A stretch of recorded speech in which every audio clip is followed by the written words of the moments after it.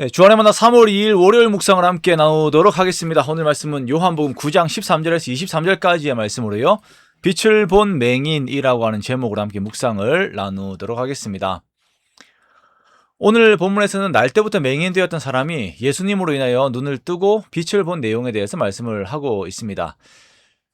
요한복음에서는 물질적인 부분에서의 이적들 혹은 그 물질과의 연관들을 통하여서 영적 진리로 사람들을 이끄는 것을 보게 됩니다.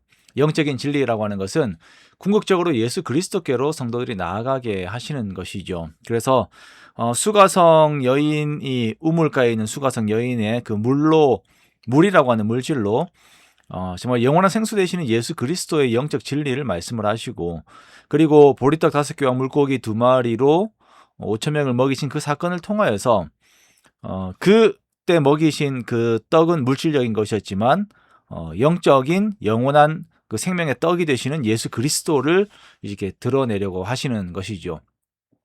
그러므로 우리들이 요한복음을 볼 때에는 단순한 어떤 표적의 사건들, 그리고 그 사건들에 나오는 물질 세계를 뛰어넘어서 그 사건들이라고 하는 손가락이 가리키는 영적 진리 되시는 예수 그리스도를 우리가 항상 바라보아야 합니다. 우리가 이것이 요한복음을 올바로 보는 시각이 될 수가 있습니다. 자, 어제부터 우리는 눈을 뜬 맹인에 대한 말씀을 나누고 있습니다.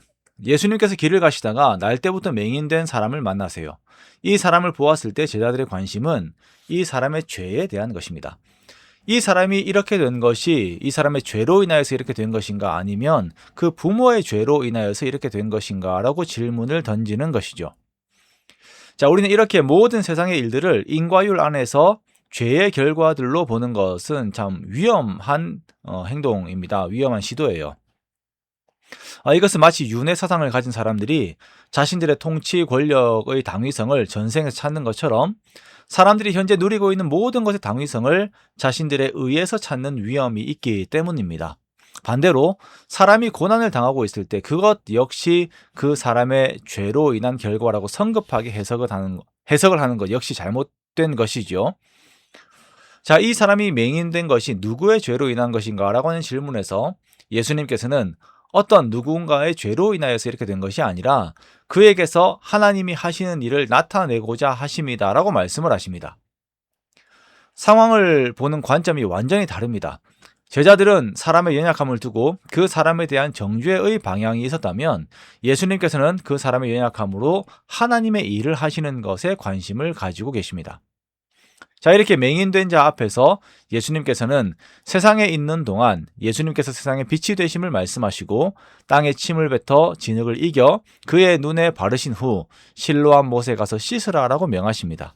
자, 이렇게 이 맹인은 예수님의 말씀대로 실로암 못에 가서 씻은 후에 밝은 눈으로 돌아오게 됩니다. 자, 이 사건은 유대 사회에 큰 파장을 가지고 오게 됩니다. 두 가지의 이슈가 일어나게 되는데요.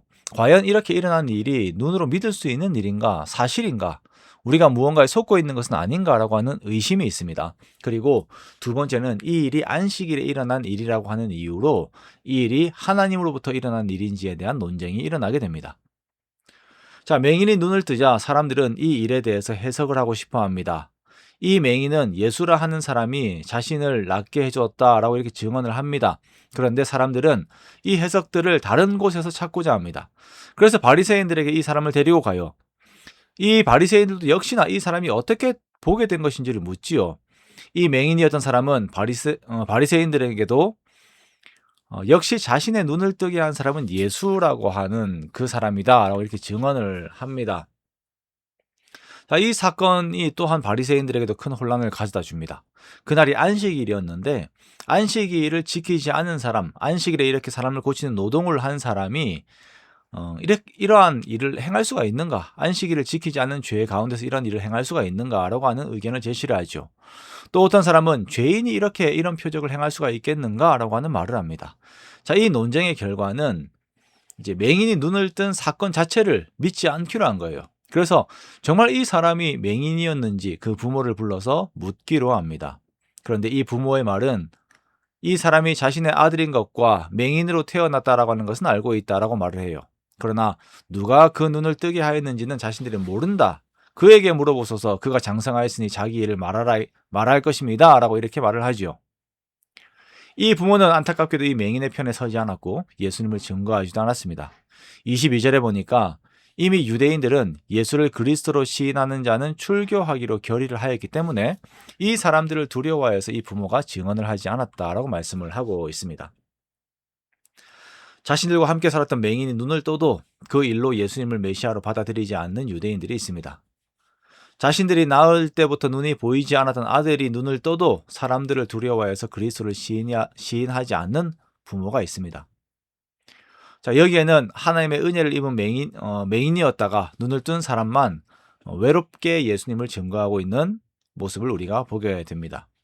그 많은 사람들이 있지만 빛 대신 예수님을 빛으로 보지 못하고 애써 그 빛을 외면하는 모습을 보고 있는 것입니다. 오늘날 우리들의 모습들을 돌아봅니다. 하나님께서 성경 말씀을 통하여 예수님께서 우리의 빛이 되심을 계속 말씀을 하셨습니다. 그리고 우리의 신앙적 경험을 통해서도 예수님께서 내 삶의 빛이 되심을 말씀을 하셨습니다. 그런데 혹시나 우리가 우리의 일상적인 삶에서 예수님의 주되심을 인정하지 않고 애써 외면하는 삶을 살고 있지는 않은지 우리들의 삶을 돌아보기를 원합니다. 예수님의 주되심을 증거로 받은 사람들은 그 은혜를 또한 삶에서 드러내고 증거해야 하는 사람들입니다.